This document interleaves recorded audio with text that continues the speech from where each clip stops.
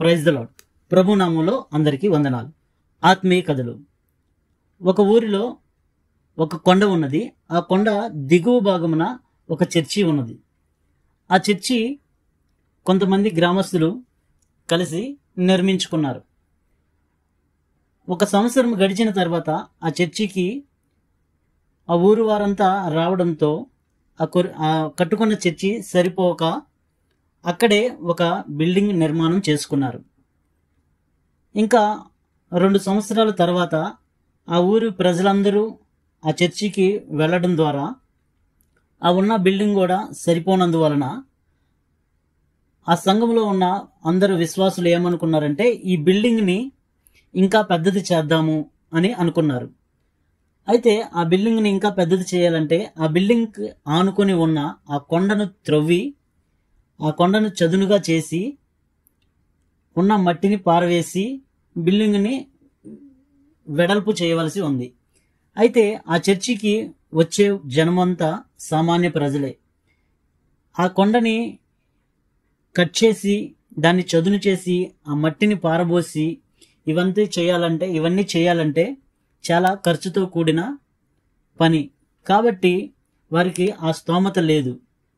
కాబట్టి పాస్టర్ గారు ఇదంతా ఆలోచించి ఏమన్నారంటే ఈ సమస్యకి దేవుడే పరిష్కారం చెప్తారు, ఈ సమస్యను దేవుడే తీరుస్తాడు. కాబట్టి మనందరం ఒకరోజు ప్రార్థన చేద్దాం, ఉపవాస ప్రార్థన చేద్దాం అని పాస్టర్ గారు అన్నారు. సంఘానికి వచ్చే ప్రజలందరూ సరేనండి అని చెప్పారు. అయితే మనం ఈ శనివారం ఉపవాస ప్రార్థన చేద్దాం అని అన్నారు. అలాగే శనివారం అంతా సంఘమంతా ఏకమయ్యారు. సంఘమంతా ఏకమైన తర్వాత వారు ఉపవాస ప్రార్థన చేశారు. ఆ రోజు ఉపవాస ప్రార్థన అయిపోయిన తర్వాత అందరూ తిరిగి తమ తమ ఇళ్లకు వెళ్ళిపోయారు. ఆ రోజు రాత్రి 10 గంటలకు పాస్టర్ గారు నిద్రపోవడానికి సిద్ధమయ్యారు. అయితే నిద్రపోతుండగా ఎవరో తలుపు కొట్టారు. ఎవరో తలుపు కొడితే పాస్టర్ గారు వెళ్ళి తలుపు తీశారు. తలుపు తీసి చూడగా ఒక వ్యక్తి నుంచొని ఉన్నారు. ఆయన, అయ్యా, నేను బిల్డర్ని, మా భవన నిర్మాణ సంస్థ ఈ ఊరికి సమీపంలో ఉన్న అపార్ట్మెంటు నిర్మించబోతుంది. ఆ అపార్ట్మెంట్ నిర్మించడానికి అక్కడ ఉన్న ప్రాంతమంతా పల్లపు ప్రాంతము. కాబట్టి మాకు కొంత రాళ్ళు మట్టి కావాలి. కాబట్టి మీ చర్చికి ఆనుకున్న ఈ కొండను మేము కొంచెం త్రవ్వి కట్ చేసి మా భూమిలోకి పూడ్చుకుంటాము, మీరు అనుమతిస్తే మేము ఈ పని చేస్తామని అన్నాడు. అయితే పాస్టర్ గారికి ఒక్క నిమిషం ఏమి అర్థం కాల.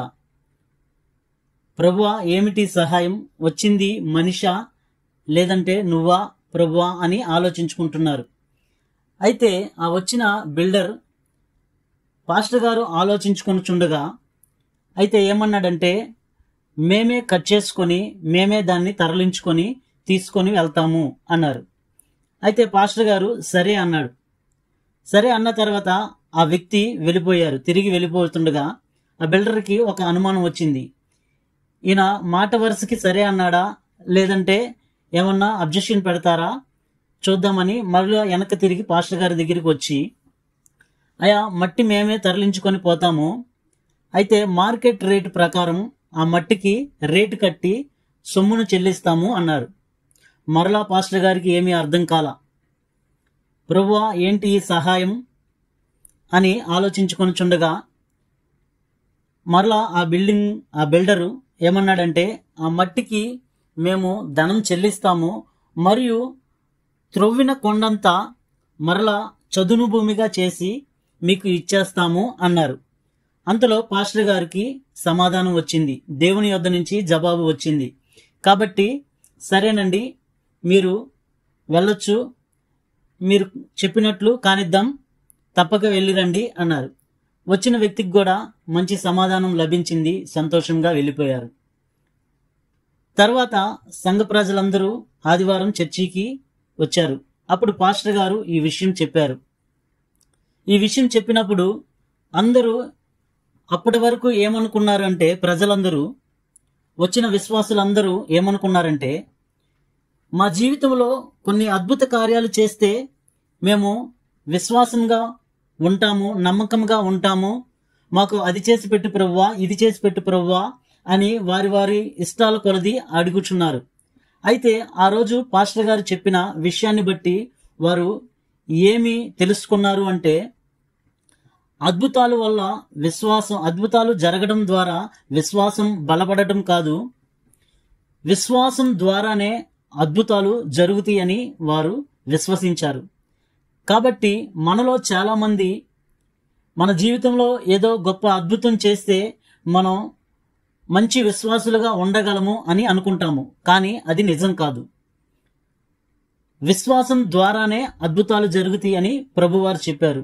నమ్ముట నీ వలనైతే నమ్మువానికి సమస్తము సాధ్యము అని ప్రభువారు చెప్పారు. అలాగే మత్తయి సువార్త 18వ అధ్యాయం 19వ వచనం చూద్దాం. మరియు మీలో ఇద్దరు తాము వేడుకొను దేనిని గూర్చి అయినను భూమి మీద ఏకీభవించిన ఎడల అది పరలోకమందున్న నా తండ్రి వలన వారికి దొరుకునని మీతో చెప్పుచున్నాను. అయితే ఈ వాగ్దానం ప్రకారం వారికి జరిగింది. కాబట్టి ప్రభు మాటల ప్రకారం అద్భుతములు, ఆశ్చర్యకార్యములు మనం విశ్వసించే విశ్వాసాన్ని బట్టే ఉంటుంది. కాబట్టి మనకు కొండల్ని కదిలించే విశ్వాసం మనకు ప్రభు దయచేయునుగాక. ఆమేన్. Praise the Lord. ప్రభు నామములో అందరికీ వందనాలు.